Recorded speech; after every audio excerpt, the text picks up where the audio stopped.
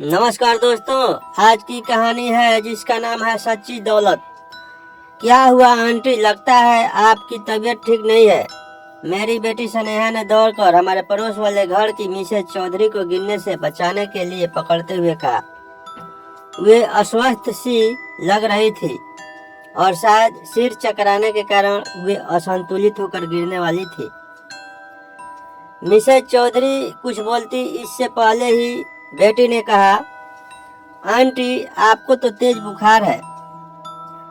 Chaudhary uncle कहाँ हैं? चलिए हम आपको अस्पताल ले जाकर डॉक्टर को दिखाते हैं। मिसेज चौधरी कुछ बोल ना सकी। उन्होंने अपने घर की ओर इशारा किया। इतने में ही चौधरी जी स्नेहा की आवाज सुनते ही अपने घर से तेजी से दौड़ते हुए आए। उन्होंने घबराई हुई मुद्रा में पूछा, क्या हुआ? मैं तो तुम्हें इस चबूतरे पर बैठाकर गाड़ी निकालने गया था। स्नेहा बोली, अंकल आंटी को काफी तेज बुखार है, इसी वजह से शायद इन्हें चक्कर आ गया और यह गिरने ही वाली थी कि मैंने इन्हें पकड़ लिया। इन्हें तुरंत डॉक्टर को दिखाना चाहिए। मैं पापा को बुलाती हूँ, हम अभी डॉक्टर के पास चलते हैं। स्नेहा ने आवाज देकर मुझे बुलाया। बाहर आने पर मैं सारी स्थिति की जानकारी हुई। मैंने स्नेहा से हमारे अपने घर से पानी की बोतल, गिलास, ग्लूकोज लाकर मिसेज चौधरी को पिलाने को कहा। मैंने चौधरी जी से कहा, जब तक पानी लेकर आती है और मैं गाड़ी निकालता हूँ तब तक आप भाभी जी का ध्यान रखिए। मैंने गाड़ी निकाली। चौधरी जी और स्नेहा मिसेज चौधरी को बीच में बैठाकर सहारा देते हुए पीछे वाली सीट पर बैठे। हम चारों गाड़ी से अस्पताल के आपातकालीन विभाग में पहुंचे। डॉक्टर ने मिसेज चौधरी का चेकअप किया और उन्हें स्वास्थ्य संबंधी कब और क्या समस्या है इसकी जानकारी दी। इसके पश्चात उनके उपचार में उनको कुछ इंजेक्शन देकर इंट्रावेनस ग्लूकोज देने के लिए बोतल चढ़ाने की प्रक्रिया शुरू कर दी गई। डॉक्टर के अनुसार मिसेज चौधरी को डिहाइड्रेशन हो गया था, इसलिए रिहाइड्रेट करने के लिए चिकित्सकीय देखरेख में उन्हें अस्पताल में रोकना अनिवार्य था। डॉक्टर के अनुसार उन्हें पहले ही आ जाना चाहिए था। कभी कभी देरी होना घातक हो जाता है।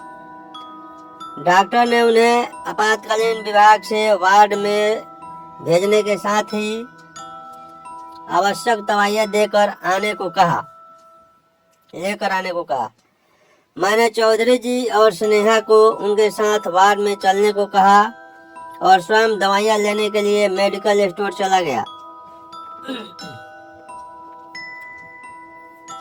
डॉक्टर के द्वारा लिखी गई सभी दवाइयाँ मैं मेडिकल स्टोर से लेकर आ गया। स्नेहा मिसेज चौधरी के बेड के पास स्टूल पर बैठ गई। स्टाफ नर्स ने इशारे से मरीज के पास सिर्फ एक व्यक्ति को छोड़कर बाकी लोगों को बाहर जाकर बैठने को कहा, ताकि वार्ड में भीड़ भाड़ न हो। चौधरी साहब हमारे पड़ोसी थे। उनको और उनकी पत्नी को अपनी अमीरी पर बड़ा ही गर्व था। हमारे साथ वाले परिवारों से वे बातचीत करने में अपना अपमान समझते थे। बातचीत और व्यवहार से पराया हुए लोग यही प्रदर्शित करते थे कि उनके पास सब कुछ है और उन्हें कभी भी किसी की मदद की आवश्यकता ही नहीं पड़ेगी। वे पैसा फेंको तमाशा देखो वाले सिद्धांत को मानने वाले व्यक्ति थे। मिसेज चौधरी भी गली में अपनी चर्चा के दौरान कहती थी कि इस गली में हमारे पतिदेव की सैलरी के बराबर किसी की भी सैलरी नहीं है। गांव में भी हमारे पास जितनी प्रॉपर्टी है उतनी प्रॉपर्टी हमारे इस गली में तो या पूरे मोहल्ले में भी किसी के पास नहीं होगी। उनके अनुसार, उनके स्टैंडर्ड के हिसाब से यह गली है ही नहीं। वे बताती, हम तो बड़ी वाली गाड़ी लेने को हैं, लेकिन यहाँ गलियाँ इतनी पतली है कि गाड़ी इन गलियों में कैसे निकलेगी, इसलिए वे ही नहीं रहे हैं। वे तो जब बोलना शुरू करती तो ऐसा लगता था कि उन्हें केवल बोलना ही है। बोलते समय ज़्यादा सोच विचार में भी अपना वक्त बर्बाद नहीं करती थी। अपनी अमीरी का यशगान करने में शायद उन्हें बड़े ही आत्मिक सुख की अनुभूति होती थी। एक बार वे अपने शाही खर्च का बखान करते हुए बता रही थी कि हमारा बेटा 1 महीने में 3,000 रुपये से ज़्यादा के तो कोल्ड ड्रिंक ही पी जाता है। तब स्नेहा ने उनसे कहा था, आंटी 10 रुपया प्रति बोतल के हिसाब से 3,000 की 300 बोतलें हुई। 1 महीने में 30 दिन होते हैं, इस हिसाब से एक दिन में 10 बोतलें उसके हिस्से में आती है। अब आपका बेटा एक दिन में ये 10 बोतलें कैसे पीता है? 24 घंटे में कितने घंटे सोता है, कितने घंटे जागता है? 10 बोतल रोज खत्म करने के लिए उसने अपना क्या रूटीन तय किया है? अगर वह इतना कोल्ड ड्रिंक पी लेता है तो यह उसके स्वास्थ्य के लिए भी बहुत ही नुकसानदायक है। योग गुरु स्वामी रामदेव जी तो कहते हैं कि ठंडा मतलब टॉयलेट क्लीनर। मिसेस चौधरी ने झूठ पकड़े पर भी झेपना तो सीखा ही नहीं था। ऐसे मौकों पर भी मुस्कुराते हुए अपने घर के अंदर घुस जाती थी। वैसे वे तो आसपास के लोगों से बात करना भी अपनी प्रतिष्ठा के खिलाफ समझती थी। सामान्यतया किसी से बात भी तभी करती जब उन्हें सेखी भगानी होती थी। आसपास के लोग उनकी इस आदत से भली भांति परिचित थे। तभी तो जब वह अपनी हाँक रही होती थी तब उनकी बात को कोई गंभीरता से नहीं सुनता था।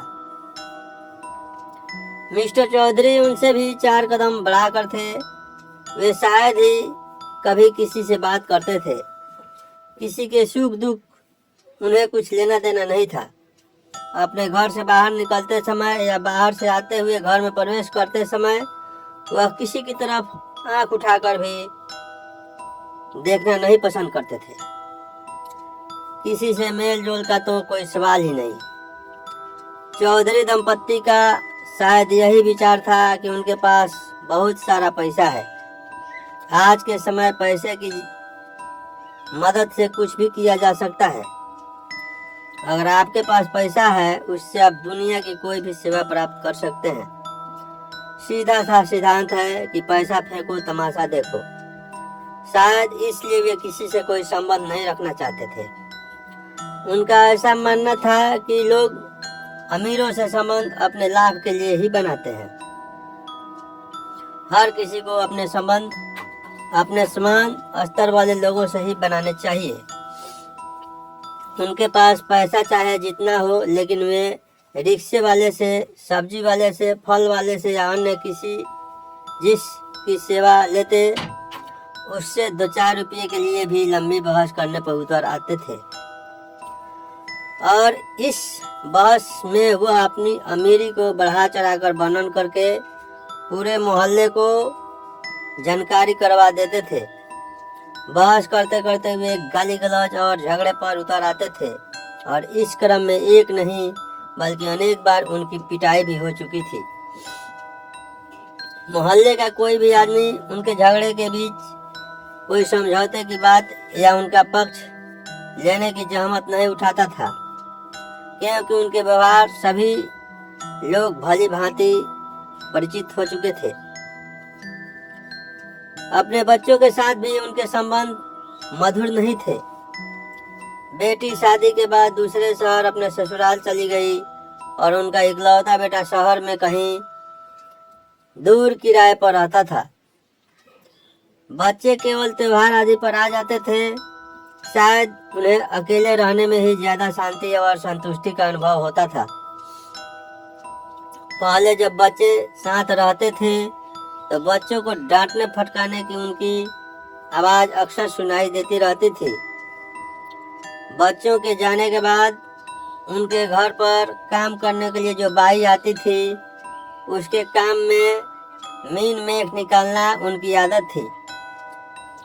अक्सर वे उसे डांटने के बहाने ही तो अपनी अमीरी का यशगान करके संतुष्टि का अनुभव करते थे, क्योंकि लोगों से उनकी बातचीत न के बराबर होती थी और आसपास के लोगों को उन्हें अपनी यश गाथा गाने का सामान्यतः अवसर ही प्राप्त नहीं होता था। इमरजेंसी के बाहर मेरे साथ बैठे हुए चौधरी साहब आज बेहद गंभीर और गमगीन लग रहे थे। शायद उनको आत्मग्लानि का अनुभव हो रहा था। उनके चेहरे की भावना से स्पष्ट था कि वे बेहद परेशान थे। उनके कंधे पर मैंने ज्यों ही हाथ रखा तो वे फफक कर रो पड़े। मैंने उन्हें धैर्य बंधाते हुए कहा, चौधरी साहब, आप बिल्कुल चिंता न करें। हम सब तन मन धन सहित आपके साथ हैं। आपको किसी भी प्रकार की चिंता करने की आवश्यकता नहीं है। भाभी जी जल्दी ही ठीक हो जाएंगी। जैसा कि डॉक्टर भी कह रहे थे कि हम लोग उन्हें सही वक्त पर ले आए। देर हो जाना घातक हो सकता था। इतना सुनते ही वे फूट कर रोते हुए कहने लगे, हम दोनों का व्यवहार आप लोगों के साथ मधुर नहीं रहा, लेकिन फिर भी आपने हमारी उन गलतियों की तरफ ध्यान न देकर हमारी मदद की है। इस समय आप लोग देवताओं की तरह हमारे रूखे व्यवहार को ध्यान में दिए बिना हमारी सहायता में लग गए। हम आपके आजीवन शुक्रगुजार रहेंगे। मैंने सांत्वना देते हुए उनसे कहा, आप नाहक ही अपराध बोध लिए बैठे हैं। हम लोग तो ऐसा कभी नहीं सोचते। आजकल सभी का समय बहुत ही कीमती है। हर आदमी अपने काम में व्यस्त है। आखिर हम एक दूसरे के पड़ोसी हैं। हमारा आपका सबसे निकट का संबंध है। हमारे पड़ोसी एक दूसरे के सुख दुख में जितनी जल्दी भागीदारी निभा सकते हैं, इतना जल्दी कोई दूसरा नहीं निभा सकता। हमारा या आपका कोई निकट संबंधी जब जानेगा तभी तो आ पाएगा, और जानने के बाद भी उसे हमारे पास कितना समय लगेगा यह भी परिस्थितियों पर ही निर्भर करता है। आज हमारी समझ में आ चुका है कि आदमी का काम आदमी से ही होता है। अगर इस समय आप लोगों ने मदद न की होती तो मैं अकेले इसे कैसे लाता, और अगर देर हो जाती तो न जाने क्या हो जाता। इंसान की जान अमूल्य होती है, इसकी पैसे से तुलना नहीं की जा सकती है। मानवीय मूल्यों की कभी भी पैसों से तुलना नहीं की जा सकती। चौधरी जी के मन से पश्चाताप की ज्वाला शांत नहीं हो रही थी। मैंने उन्हें इस विषय से पूरी तरह निश्चिंत और शांति पूर्वक धैर्य धारण कर पूरा ध्यान भाभी जी के स्वास्थ्य की ओर लगाने के लिए कहा। जब मैंने उनसे यह जानने की कोशिश की कि इतनी गंभीर समस्या अचानक तो नहीं आ सकती, तबीयत कई दिनों से खराब रही होगी, तब उन्होंने बताया कि पिछले 1 हफ्ते से इसने काम वाली बाई को डांट कर भगा दिया। तबीयत खराब होने के बावजूद यह काम करती रही। मेरे पास भी इसे डॉक्टर को दिखाने का समय नहीं था। आजकल बेटे से बातचीत बंद है, इसलिए उसे भी खबर नहीं की गई। पिछले 3-4 दिन से लूज मोशन आ रहे थे। कल सुबह से हल्का और बाद में बुखार तेज हो गया। शाम को भी तबीयत खराब लग रही थी, पर बहुत ज़्यादा नहीं। रात में करीब 2 बजे तबीयत कुछ ज़्यादा खराब होने लगी थी, लेकिन इतनी रात में ले जाना संभव नहीं लगता था। सवेरे तक जो हाल हुआ उसके हिसाब से इसे मैं अकेले कैसे लाता। स्नेहा ने जिस समय इसे पकड़ा उस समय की हालत को देखकर तो मेरे हाथ पांव ही फूल गए थे।